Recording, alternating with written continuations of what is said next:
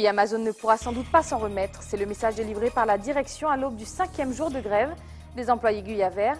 Les salariés de la société d'entretien d'espaces verts bloquent désormais l'accès à toutes les sociétés composant le groupe. Cayenne vient de se voir décerner le label national écoquartier par le ministère de la Cohésion sociale.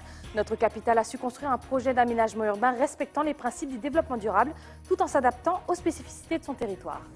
Elle reste indéniablement ancrée à notre port. Fanny J revient sur la scène du Zéphyr ce vendredi pour un concert en live. Après 2 ans de silence, la chanteuse sera sur notre plateau pour quelques confidences. Mesdames et messieurs, bonsoir. Merci de votre fidélité. Sachez que vous pouvez suivre ce journal en direct sur Facebook et désormais sur Orange TV. Le réveil était violent ce matin pour les squatteurs de bâtiments AFPA qui occupent illégalement cet édifice depuis plus de 10 ans. Ce matin, les forces de l'ordre ont évacué tout le monde et rasé le bâtiment.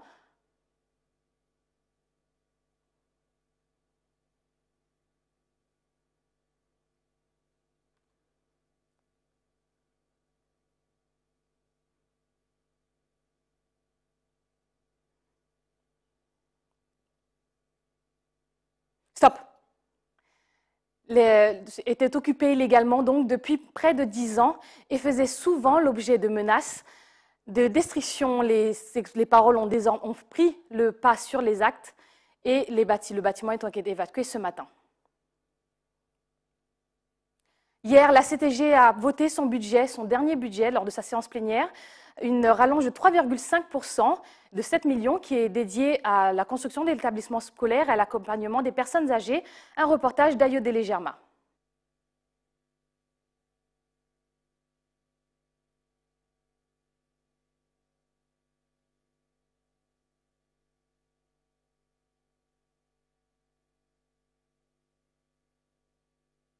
Nous cantonner sur la politique des personnes âgées, notamment les personnes à handicap, sur les compensations, les allocations, les personnes qui sont en établissement hospitalier, sur les PMI, avec 2 grands projets, notamment sur Saint-Laurent du Maroni, sur la partie concernant les personnes en situation difficile, et puis surtout la ZE pour ces enfants qui sont en danger, qui sont en errance. Dire qu'aujourd'hui, vous avez 4 lycées qui sont en cours, lycée de Saint-Georges, lycée de Maripasoula, lycée de Macoya, lycée de Saint-Laurent.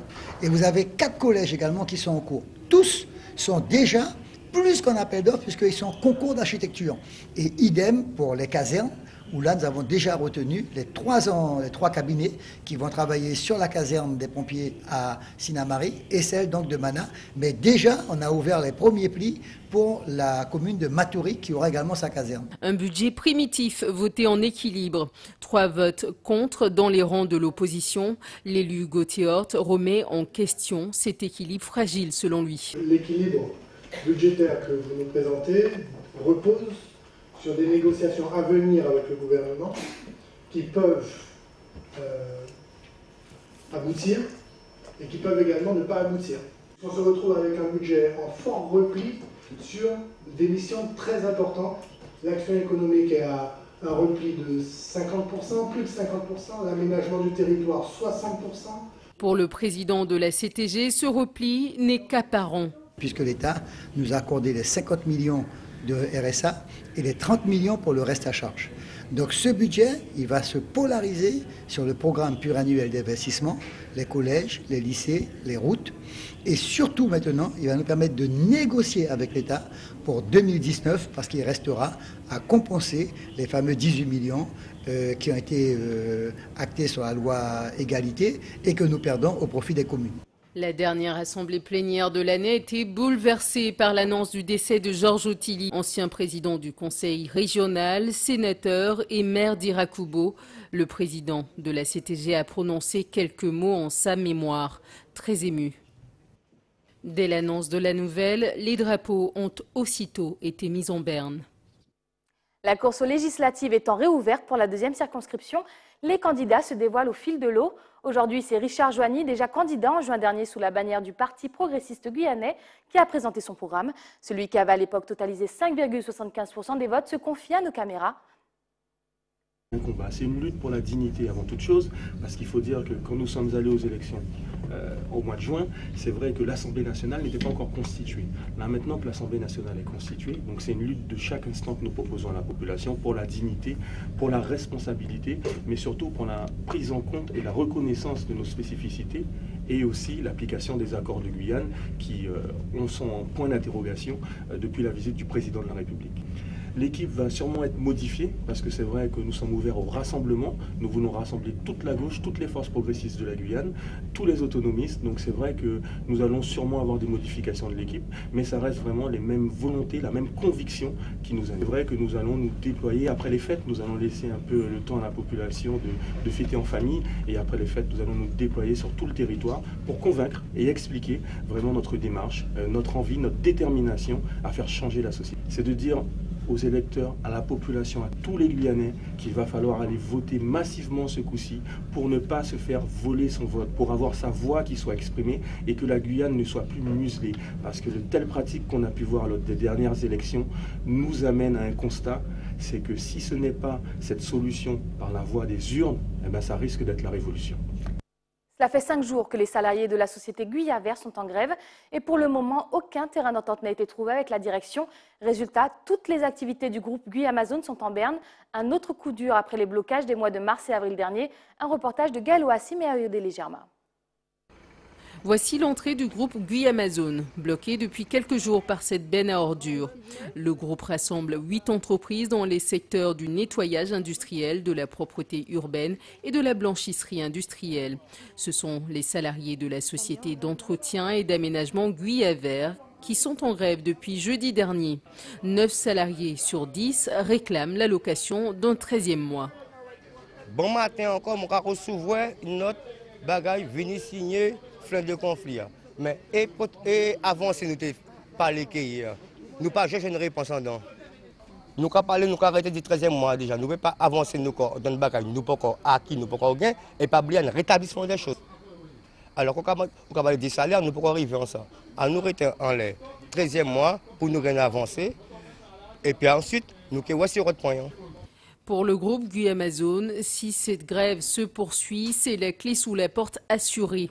Seul un camion d'enlèvement d'ordures sur 8 est actuellement en activité. Ils ont mis en place du matériel de l'entreprise devant des camions de collecte d'ordures ménagères et autres. Il est impératif qu'ils nous laissent reprendre l'usage de ce matériel. Les échanges avec la CACL sont constants. Nous avons actuellement des véhicules qui assurent les collectes. Effectivement, nous n'en avons pas suffisamment puisque le matériel, une grande partie est bloqué. Donc les rattrapages de retard sont organisés en concertation avec l'agglo. Ce matin, un protocole de sortie de crise a été proposé par la direction du groupe. Il prévoit notamment le report du versement de la prime au premier semestre 2018, même si ce 13e mois n'est pas prévu dans la convention collective selon la direction. De plus, la conjoncture actuelle les empêcherait de répondre aux attentes des grévistes dans l'immédiat. Comme toutes les entreprises de Guyane, parfois en difficulté du fait déjà d'une part de ce mouvement social qu'on a eu en mars-avril qui, il est vrai, a occasionné un manque à gagner réel. Et ensuite, nous sommes dépendants, on va dire, à 90% de la commande publique. Et malheureusement, nos collectivités sont connues pour avoir des retards de paiement et la trésorerie est mise à mal aussi de ce fait. Des arguments loin de satisfaire les grévistes. Parce que hier même, dans le groupement, mon un groupement, mon individuel. Alors, qui gagne plus de difficultés? Pas de sortie de crise en vue, les négociations se poursuivent. Aujourd'hui, la commune de Makouria a signé son premier contrat local de santé avec l'État et l'ARS. Ce contrat a pour but de faciliter entre autres l'accès aux soins des populations fragilisées et de prévenir les grossesses précoces et non désirées. Les explications de Fabien Lalleux, directeur général adjoint de l'ARS, au micro de Pierre Tréfou. Alors en fait, nous venons de signer aujourd'hui le 3e contrat local de santé de Guyane. Le premier était signé à Matoury, le deuxième à Cayenne et aujourd'hui Makouria. L'objectif est de mettre autour de la table l'ensemble des partenaires publics et privés qui sont susceptibles d'intervenir à Makouria pour favoriser l'état de santé de la population, permettre un accès plus rapide et plus aisé à une offre de santé, et puis engager des actions un peu innovantes pour améliorer l'état global de santé de la population. Des exemples concrets, c'est notamment renforcer la démographie médicale sur la ville de Makouria, installer une maison de santé pluriprofessionnelle, favoriser l'installation des médecins traitants, des médecins généralistes qui voudraient s'installer avec des aides exceptionnelles à l'installation. C'est aussi engager des actions partenariales sur, par exemple, les maladies chroniques, notamment le diabète, favoriser le dépistage, faire l'éducation thérapeutique du patient pour expliquer aux patients que si on mange un peu différemment, si on a une activité sportive régulière adaptée, on peut combattre différemment le diabète. Les déterminants de santé sont entre les mains de la population. Bien évidemment, quand on est dans des quartiers dits politiques de la ville prioritaires, on constate des indicateurs de santé plus dégradés que dans d'autres quartiers de ville. L'objectif, bien évidemment, étant de sensibiliser la population, quel que soit le niveau social, pour que chacun puisse reprendre en main son état de santé. On rappelle, et c'est pour ça que la DRJSCS, la Direction régionale de la jeunesse et de la cohésion sociale et du sport, est partenaire et signataire de cette convention, parce qu'il faut réinvestir, réengager la population dans son état de santé global, et puis que la population se remette à faire du sport. Direction la Martinique, où l'incendie de la crèche municipale de Saint-Pierre occupe les enquêteurs de la gendarmerie nationale. Qui est derrière cet acte de vandalisme qui a ravagé le bureau de la directrice? Reportage de Jean-Marc Dabreux. Les techniciens de l'identification criminelle à pied d'œuvre au lendemain de l'incendie qui a ravagé une partie de la crèche municipale de Saint-Pierre. Dans cet amas de feuilles, de fournitures et de meubles carbonisés, les gendarmes recherchent le moindre indice permettant de confondre les malfaiteurs. Ils auraient agi hier soir vers 23 h, selon le témoignage de cette voisine. On rentrait, mon fils et moi, quand il se garait, j'ai entendu un bruit. Alors comme il y a un petit fou là, j'ai cru que c'est lui qui faisait ça. Je suis allé regarder, c'était pas lui. Et puis c'est Simba, l'un des petits policiers, tu sais les petits policiers là, qui est venu m'appeler. Madame Arlette, viens, et le feu est pris à la crèche. La vitre du bureau de la directrice a été vandalisée. C'est dans cette pièce que le feu serait parti. Donc le matin, en arrivant, on constate les dégâts. Donc j'ai tout perdu dans le bureau, toutes les archives, tous les papiers. L'ordinateur n'est plus là, la tour n'est plus là, l'écran n'est plus là. Mes tablettes avec mon instrument de travail sur lesquels je pouvais enregistrer les enfants ont disparu. Sur mon bureau, il y a un couteau. Donc, qui provient de la cuisine probablement. Le mec qui part ça. Si le caractère volontaire de l'incendie est une certitude pour le personnel, difficile de comprendre les raisons d'un tel acte. Je ne m'attendais pas à trouver la crèche dans cet état. Vraiment, je suis très peinée. Nous sommes dans une structure qui accueille des enfants. Nous ne sommes pas riches. Donc pourquoi faire ça je ne comprends pas. Nous ne comprenons pas qu'est-ce qui s'est passé. Pourquoi ce geste? Les 40 enfants qui occupaient la crèche municipale ont été renvoyés chez eux. Aucune date n'a été avancée pour la réouverture. Elle devrait se faire après des travaux de nettoyage et d'électricité. Je ne sais pas quelle solution pour l'instant les parents trouveront, mais nous justement on essayait de faire un Noël. Le Noël était prévu pour vendredi, mais nous le ferons quand même dans une autre salle d'école. Mais les enfants ont un Noël quand même cette année. Cet incendie est un coup dur pour la municipalité. La crèche venait d'ouvrir il y a tout juste un an, après une longue période de rénovation. Restez avec nous à venir dans votre journal. La ville de Cayenne, une bonne élève primée en matière d'aménagement urbain et de développement durable. Et puis, place à la mélodie avec le grand concert de Fanny J, qui nous invite à fêter Noël un peu en avance, vendredi soir aux Zéphyrs. Cayenne a réussi à décrocher le label Écoquartier, une distinction remise par le ministère de la Cohésion sociale. Notre capitale a brillé grâce à sa politique d'aménagement et de rénovation des quartiers, respectant les règles du développement durable. Les explications de Stéphane Alexandresco. C'est à la Cité des Sciences à Paris qu'environ 150 villes de France se sont vues remettre un prix pour leur participation au projet Écoquartier. L'écoquartier est un label donné à une ville pour un projet d'aménagement urbain visant à intégrer des objectifs dits de développement durable concernant la gestion de l'énergie, de l'eau, des déchets ou de l'aménagement de l'habitat. Parmi ces villes, Cayenne a reçu un prix Écoquartier, étape 2 sur une échelle de 4, pour son projet d'aménagement du quartier Hibiscus. Je suis très fière d'être ici pour recevoir ce label Écoquartier étape 2. Alors cette étape 2 précisément, c'est le fait d'avoir premièrement réalisé un projet, le réaliser. Aujourd'hui, la ZAC Hibiscus est réalisée à 80%. Donc nous sommes en phase de réalisation. Et nous sommes même déjà en phase plus que de réalisation parce que certaines parcelles sont déjà livrées, sont déjà construites et les habitants ont commencé déjà à habiter le quartier. Il y avait se greffer là-dessus un enjeu technique extrêmement prégnant, qui est le fait que c'était une zone basse, donc potentiellement inondable en fait. Et d'ailleurs, dans les premiers prix qu'a eu ce quartier, c'était un prix de l'aménagement en zone inondable.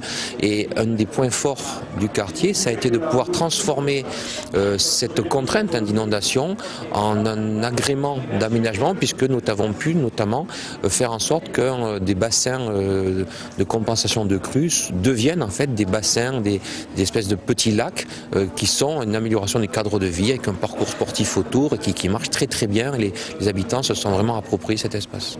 Très très fier d'avoir prouvé qu'une zone inondable peut être constructible après. Hibiscus a reçu un prix pour son effort d'aménagement.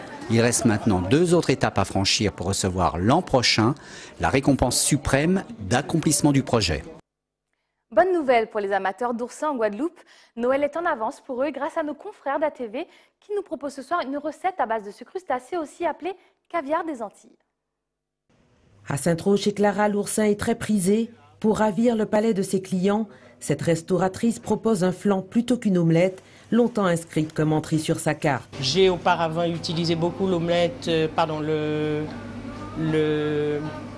l'oursin en omelette, mais comme nous sommes déjà plusieurs restaurateurs à faire la même chose, donc j'ai préféré innover. Clara met un point d'honneur à utiliser des produits frais. Le matin, elle guette l'arrivée des pêcheurs et court s'approvisionner en caviar des Antilles, nettoyé et prêt à l'emploi. La pêche aux oursins blancs est réglementée et réservée aux marins pêcheurs professionnels, munis d'une autorisation annuelle de pêche. Clara cuisine dès l'ouverture de la saison le flan aux oursins. Dans la composition de sa recette, il faut de l'émincé d'échalotes, de la tomate, du persil, des cives, de l'ail et un soupçon de piment. Avec tout ça, nous faisons revenir tous ces ingrédients à la poêle. Une fois que c'est revenu, donc tout commence à ramollir un peu. Nous le mélangeons donc à 10 œufs, dont 5 seront utilisés intégralement et les 5 autres, on va enlever le blanc et utiliser que le jaune. On y rajoute un demi-litre de crème fraîche, un demi-litre de lait entier. Mélanger tout ça et remplir, au préalable, beurrer les petits ramequins, les remplir, mettre dans un plat qui va au four avec un peu d'eau pour faire un bain-marie. C'est cuit. Cette recette originale qui lui vient de son fils, aussi restaurateur, est servie comme entrée avec des petits morceaux de pain croustillant. Et les clients apprécient beaucoup. À vous d'essayer. Bon appétit. Cette année, les courses de Noël se sont faites en avance en Guyane. La plupart des parents craignant cohue ou rupture de stock. Quels sont les jouets en vogue? Gaël Oassim s'est renseigné pour vous. À l'image de Bertha, ils sont nombreux à s'y prendre un peu à l'avance pour éviter la cohue des fêtes et surtout la rupture de stock. Ça se passe super bien. Et à ma fille, elle a trouvé son gros nounours. C'est qu'elle voulait pour la Noël. Et puis j'ai pas fini, le petit garçon là, il veut beaucoup de jouets, mais on ne sait pas encore. Ici, il y en a tout ce qu'il faut. Pour moi, après je sais pas. Voilà. Donc aujourd'hui, vous finissez vos courses de Noël ou vous avez encore des jours de... J'ai encore des jours, semaine prochaine encore. En attendant, avant le 24. Cette technique est de plus en plus répandue en Guyane et avec Noël qui arrive dans quelques jours, les enseignes de jeux se tiennent prêtes. Certains parents évitent la foulée de dimanche prochain, comme on est à 12 jours de Noël. Donc il y a certains qui sont beaucoup plus organisés que d'autres et qui passent à l'avance en magasin pour récupérer les jouets, surtout en sachant que certains produits ne restent pas. Ça part très très vite. Donc ceux qui sont arrivés plus tôt, on fait des heureux. Donc ils sont là, ils ont retrouvé leurs produits. Quels sont les cadeaux qui font l'unanimité cette année et qui sont près de la rupture de stock? Djibril nous les présente. Alors, les cadeaux qui ont marché cette année, c'est surtout au niveau des Playmobil. On a été vraiment dévalorisés, Playmobil et Lego. Au niveau du plein air, les jeux Nerf, c'est bien parti. On a aussi les toupies Beyblade ainsi que les Barbie, les poupées, tout ça, Macha Mishka, la poupée Vaiana que vous pouvez voir derrière moi, qui a bien marché. Vous l'aurez compris, il ne vous reste plus que quelques jours pour boucler la liste de Noël et vous offrir le plus beau des cadeaux, la sérénité. Elle sera en concert vendredi soir au Zéphyr. Elle nous a fait l'honneur de sa présence ce soir. Bonsoir Fanny. Bonsoir. Merci d'avoir accepté l'invitation. Merci de me recevoir.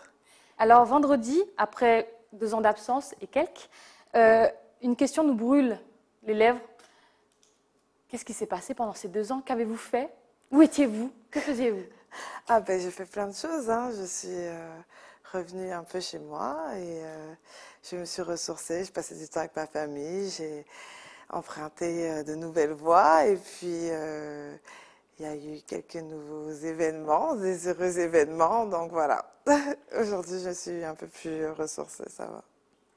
Pourquoi avoir décidé de revenir aujourd'hui, cette date particulière pour nous en Guyane? Pourquoi? On parle de l'événement de... Oui, de l'événement de vendredi, oui. Parce que ça faisait longtemps que je n'avais pas fait de concert en Guyane. Mon dernier concert, il était ici.